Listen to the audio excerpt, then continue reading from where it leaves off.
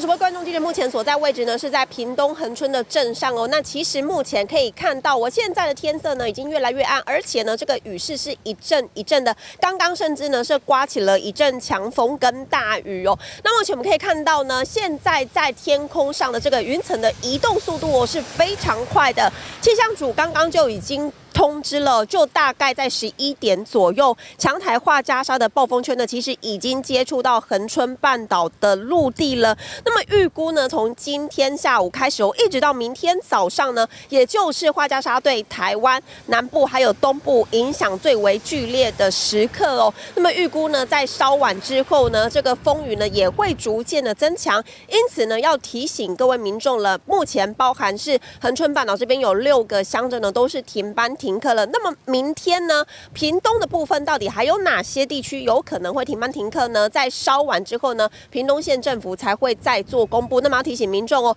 趁着现在呢，有时候风雨还比较小，要提前做好防台的准备，千万呢不要到海边去进行观浪。那么以上是目前记者在恒春镇上的最新状况，把时间交还给台北棚内。